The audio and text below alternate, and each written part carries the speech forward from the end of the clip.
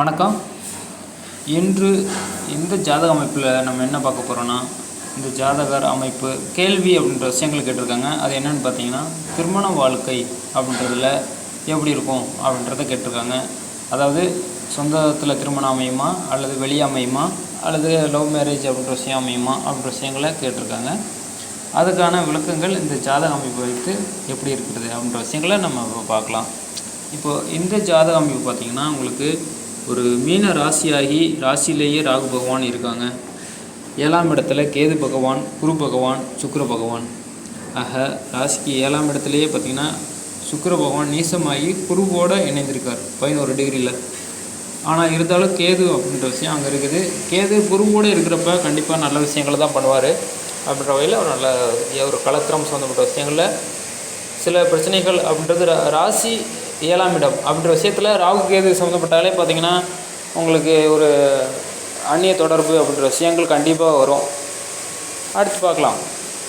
அடுத்து ராசிக்கு 2ஆம் இடத்துல மேசத்தில் பார்த்திங்கன்னா உங்களுக்கு செவ்வாய் ஒரு ஆட்சி பலம் அப்படின்ற விஷயம் இருக்குது. லக்னம் மிதுனமாகி உங்களுக்கு லக்னத்துக்கு 2ஆம் இடத்துல புதன் சனி அப்படின்ற விஷயம் இருக்குது.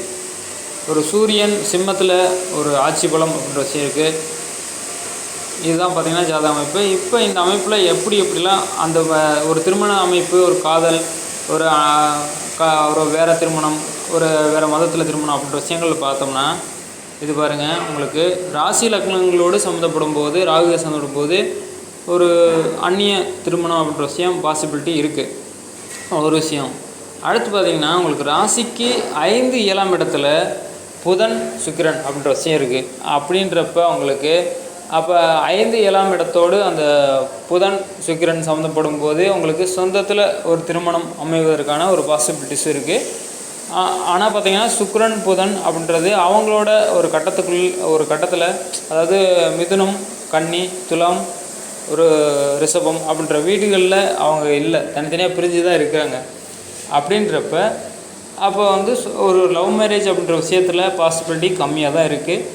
ஆனால் இப்போது போயிட்டுருக்குது பாருங்கள், ராகுக்கு கோல்சாரத்தில் மீன ராசியில் போயிட்டுருக்கு, கேது 7ஆம் இடத்துல போயிட்டுருக்கு. அப்படின்றப்ப திருமணம் கொஞ்சம் தாமதம் டிலே அப்படின்ற விஷயங்கள் ஆகும் அப்படின்றது இருக்குது. ஆனால் இவங்களுக்கு சொந்தத்தில் திருமணம் அப்படின்ற விஷயம் அவங்கள அத்தை சொந்தத்தில் இல்லாமல் 1 விட்ட சொந்தம் 2 விட்ட சொந்தத்தில் கண்டிப்பாக அமைவதற்கான பாசிபிலிட்டி இருக்குது. 5 7ஆம் இடத்தோடு அந்த புதன் சுக்கிரன் சம்மந்தப்படும் போது சொந்தத்தில் திருமணம் அப்படின்ற விஷயம் உங்களுக்கு பாசிபிலிட்டியான விஷயம். இருந்தாலும் பார்த்திங்கன்னா உங்களுக்கு ராசியோடும் 7ஆம் இடத்தோடும் ராகு சம்மந்தப்படுது. ஆனால் அது குருவோடு இருந்து உங்களுக்கு அந்த நிவர்த்தி அப்படின்ற விஷயம் ஆகுது, ரைட்டுங்களா? அப்போ இவங்களுக்கு லவ் மேரேஜ் சம்மந்தப்பட்ட விஷயங்களில் இப்போ அதில் இன்ட்ரெஸ்ட் போகாது. ஏன்னா ராசி லக்னங்களோடு ஒரு பாவகிரகங்கள் தொடர்பு கொள்ளும்போது அந்த விஷயங்கள்லேருந்து அப்போது அந்த லவ் அப்படின்ற விஷயங்கள்லேருந்து அவங்களுக்கு இன்ட்ரெஸ்ட் ரொம்ப போகாது. அப்படின்றப்ப உங்களுக்கு லவ் மேரேஜ் அப்படின்ற விஷயங்கள் செட் ஆகாது இந்த ஜாதகத்துக்கு.